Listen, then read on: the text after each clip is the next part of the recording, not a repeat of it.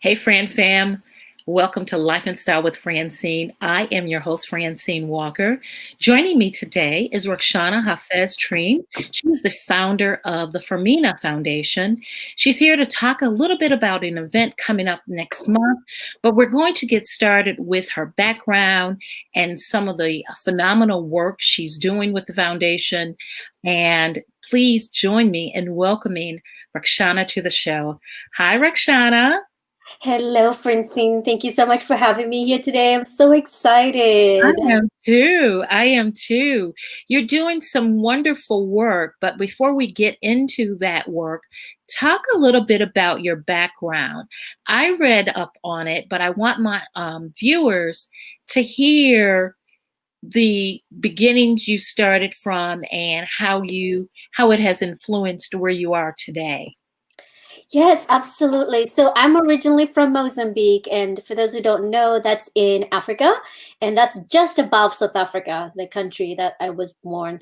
And due to the war, my family fled. They decided to leave the country. We hiked for about 2 days, and we arrived in Malawi. That's the next neighboring country. Yeah. And there we established ourselves, lived in a hut, carried water on the head, learned how to cook from the campfires, from living luxury back in Mozambique. We had to, learn all the living again, without the novelties. So sleeping on the ground and living in a hut, cooking from a campfire, carrying your water, carrying your food, creating a farm, like, planting everything that you eat. And just about when I turned 10, my family decided to leave the country of Malawi, this time migrate to the neighboring country, which is called Zambia. Mm-hmm. And there we arrived, and we arrived in the refugee camp.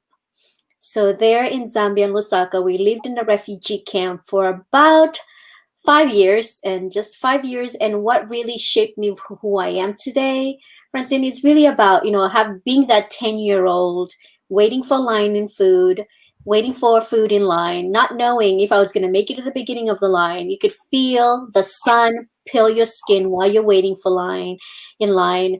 And then taking, whatever, they'll give you in the refugee camp with a bowl, which is mostly boiled beans with bugs on the top, because it was beans that would stay in the warehouse that was donated from United States and England. And then my job as an older child was to take that into the campground in the tent and make fire and put some seasoning in and feed my family with that. So food was so scarce in any refugee camp. I believe that you have to kind of learn how to barter and exchange. So those are my skills mostly I learned in early ages, pushing and shoving in lines to make it to the beginning of the line, surviving, that became part of who I became in this life. So in 1992, my family got an opportunity to come to the United States. So I was about 15 years old, and that's where the journey began. So, were you fleeing a particular regime in Mozambique? What was going on that caused you to flee? And it sounds like you were of a different class per se. Were you, considered upper class in Mozambique and then had to flee due to a regime? Is that what happened? Yeah, so 1975 all the way until 1992, there was the Civil War. They Okay. were fighting. Yeah, so that was part of the regime. That they're fighting. The Portuguese were trying to claim independence in there, and then there were the people who were from Mozambique claiming their land and living there. So there was two wars that went on for years. Wow. And how old were you, Shauna? Can I say Shauna? Can I call you Shauna? Absolutely, yes. Okay.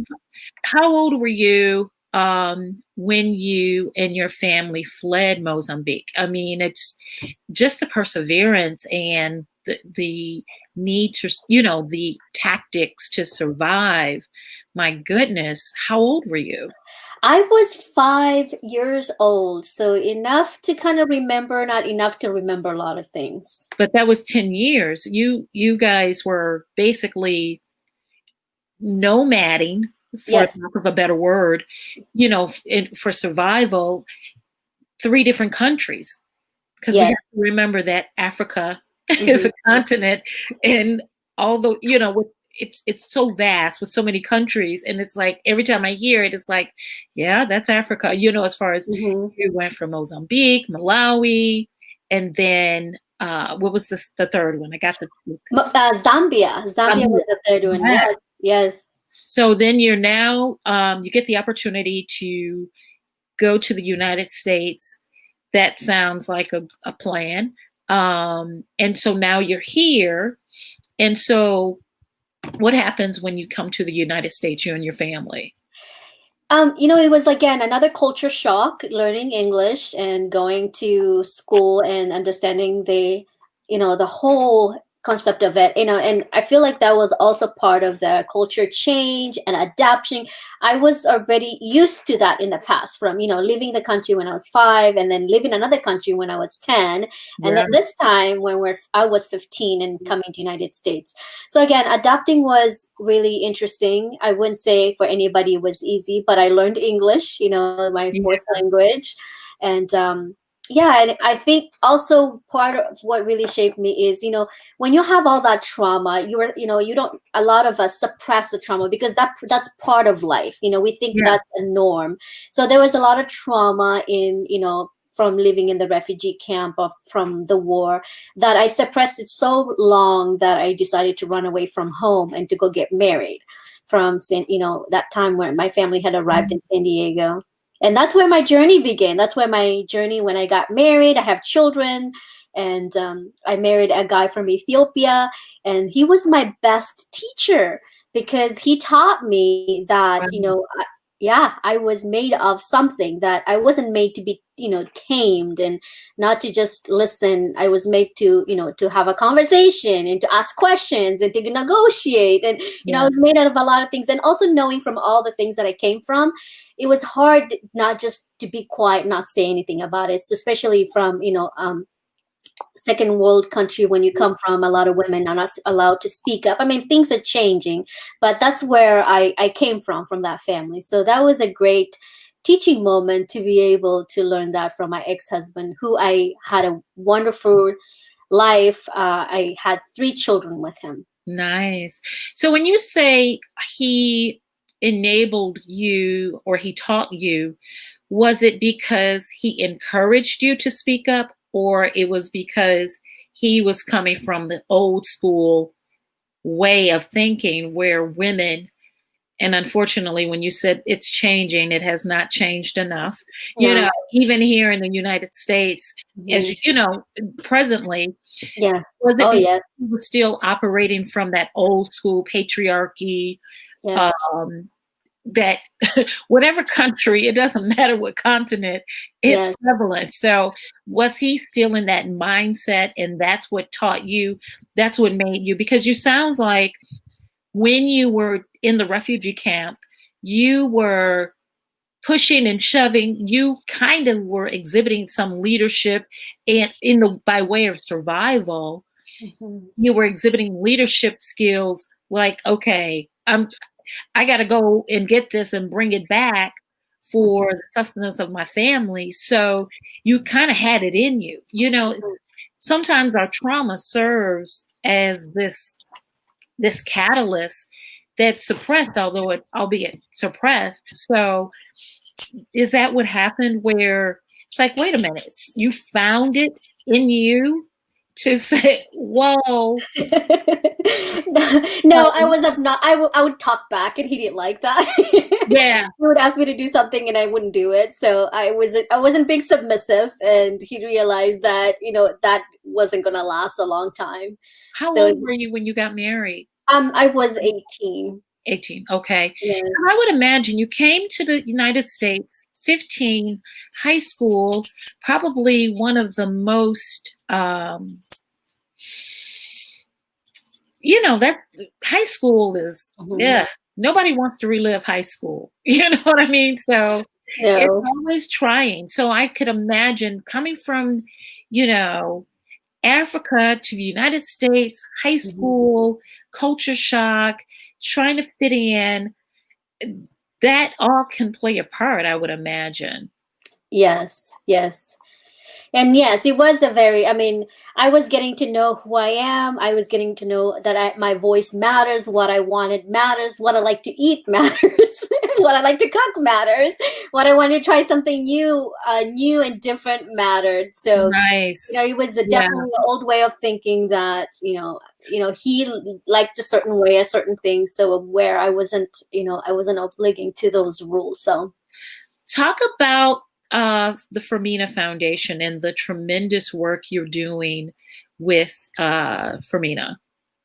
So one of the things I decided to do is go back to Africa and for all the countries that I'm part of, is to contribute the gift that I am who I am because I lived in those countries. So it's really hard to claim myself that I'm not only from the United States. I'm from Mozambique, Malawi, and Zambia. So one of the goals is to choose to have a village to contribute back, and contribution meaning a school.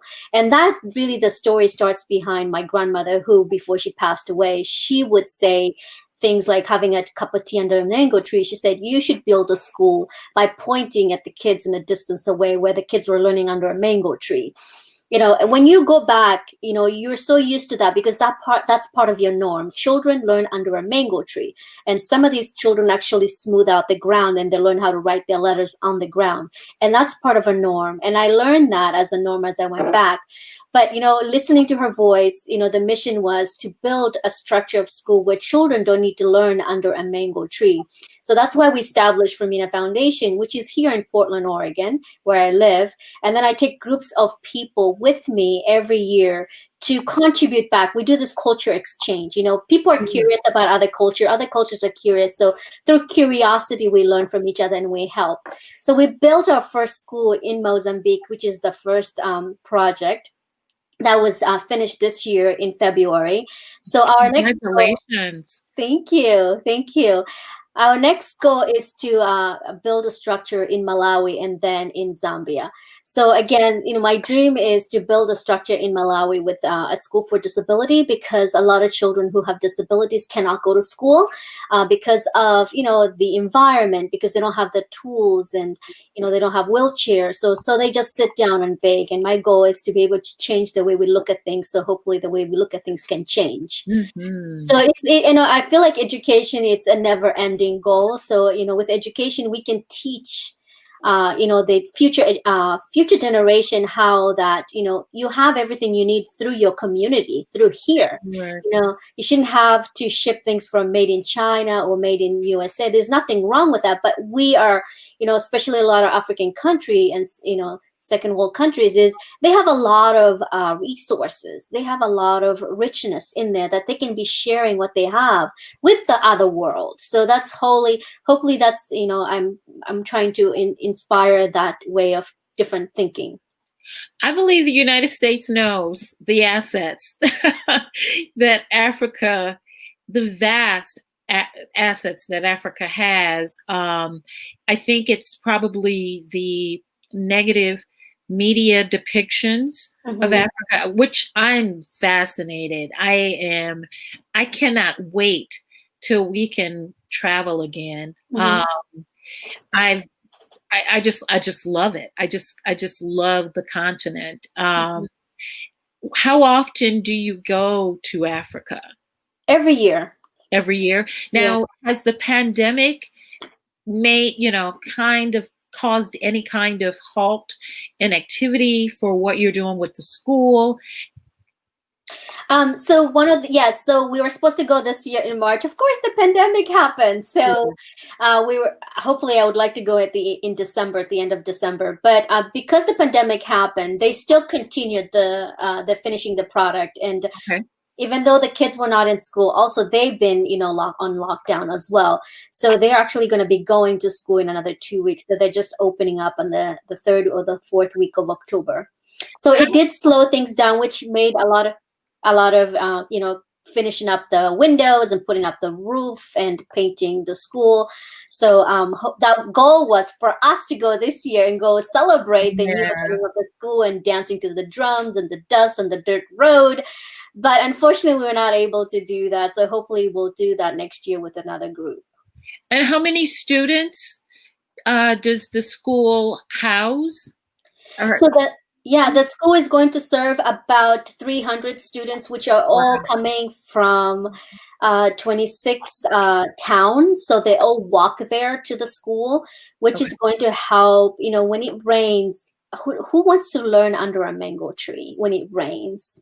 Now we have a structure that's going to serve 300 students that they can look forward to learning and a great environment. So our next goal, of course, is to raise funds for the desk, because the desk is going to help, the kids sit down, right? Right now when the school opens, the kids are going to be sitting down on the floor in the classroom. And you do accept donations? I do. We do accept donation through Firmina Foundation. Okay. And that's, if you go to firminafoundation.org or through our Facebook group or the website, you can donate there, and also sign up for the newsletter. So that way you can see the report, what we're doing, what your next project is. And if you're interested, anybody who's interested in traveling to a developing country and experience culture, because it's really experience, it's hands on deck. You get also to do experience with the people and hang out with the people there. Now you have a very exciting event coming up next month. Can you believe it's October and we're going into November? Yes. Wow. Yes. But it's always nice to be able to look forward to something, and this is definitely something to look forward to. Talk about the event happening in November. Yeah, so we have a conference called International Women's Lifestyle Conference and African Fashion Show. And this conference was supposed to be here in Portland, but unfortunately, COVID happened. I was almost putting it back on the shelf to revisit it next year, but we are pushing through. We're going to have it online. So hopefully we can invite people all over the world. And we have people who purchase tickets from South Africa. What a great opportunity, people from Europe to kind of network and come through this conference online. So the conference is really, bringing women together to support one another, and in the hardest time as we are right now, we're struggling to just move forward, with everything that's happening in the world. So I figured, what a great way to bring everybody together, be inspired, put some goals together. And there is some African dance. There's going to be some dance lessons so you can take a break. So it's lots of energy through the conference. So you can take a break and learn some dance lesson. And we have some vendors and sponsors. We're going to be commercialing their product, supporting a lot of local businesses.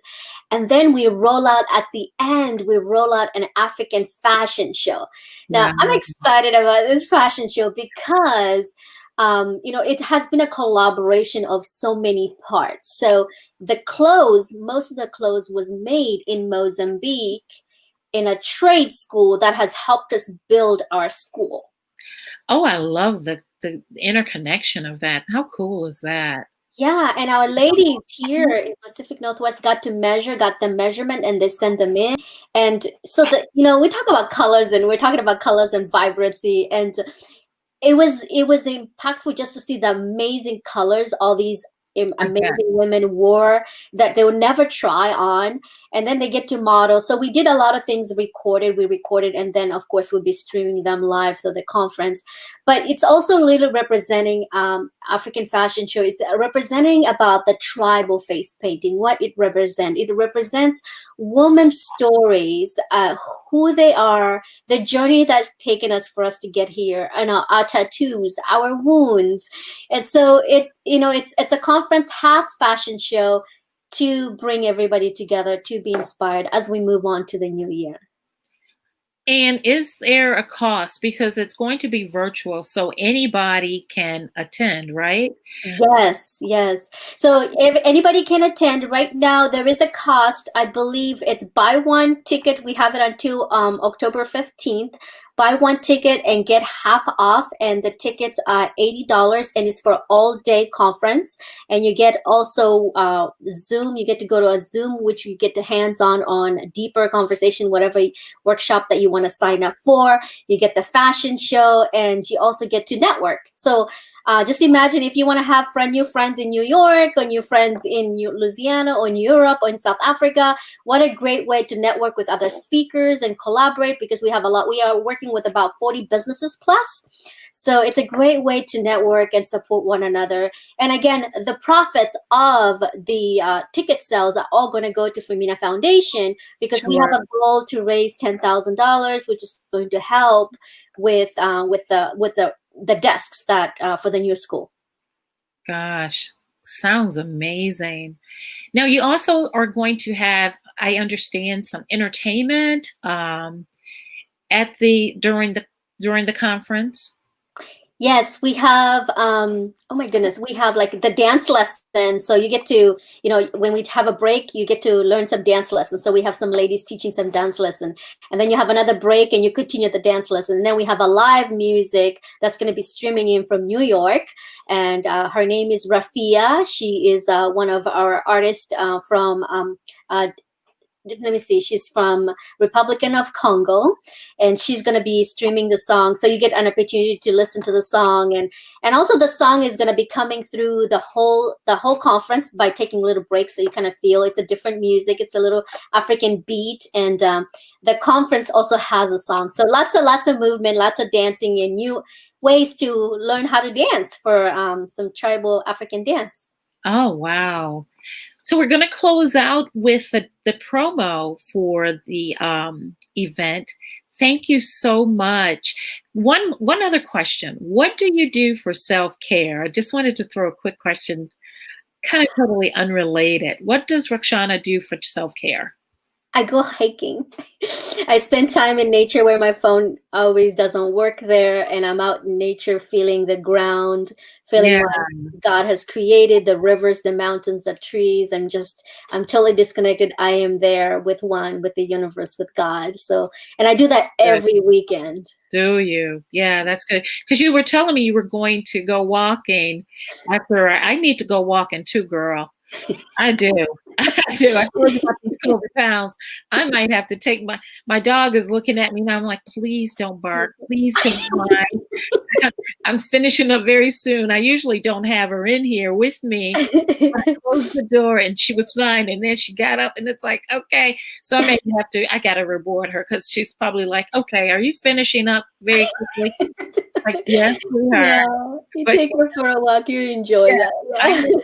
Yeah. I need a walk and she needs a walk. Yeah. So thank you for joining me today. I wish you well on the future of the Firmina Foundation, as well as next month's event. We're going to close out with the promo for the event. And thank you again, and we'll see you soon, okay? Thank you, Francyne. I'm very grateful for you. Thank you. I'm grateful for you, too. It was great to meet you. Likewise. Here we go. I ain't gonna give up. I ain't gonna stop. Push me, I bounce back. If you push me, I bounce back. Let's go. I ain't gonna give up. I ain't gonna stop. Push me, I bounce back. If you push me, I bounce back. No matter what it is that you go through in life, you gotta keep on moving. And when it's gonna stop you and block you out, just keep on moving. Keep your head up. Never let up. And if you fall back to get up, rise up to the top, you're a winner. I know no matter the weather, I'ma stay strong cause I know I'm a winner. I know no matter the weather, I'ma stay strong cause I know I'm a winner. I know no matter the weather, I'ma stay strong cause I know I'm a winner. I know no matter the weather, I'ma stay strong cause I know I'm a winner. I ain't gonna give up, I ain't gonna stop. Push me, I bounce back. If you push me, I bounce back. Yeah. I ain't gonna give up, I ain't gonna stop. Push me, I bounce back. If you push me, I bounce back. Can't nobody tell you can't do it. Don't you know you were born to make it? Gotta stay true to yourself. Don't worry about the haters. Turn out the bass, pick up the bass. We don't worry about nothing. Pick up the bass, turn out the bass. We don't worry about nothing. I know no matter the weather, I'ma stay strong cause I know I'm a winner. I know no matter the weather, I'ma stay strong cause I know I'm a winner. I know no matter the weather, I'ma stay strong cause I know I'm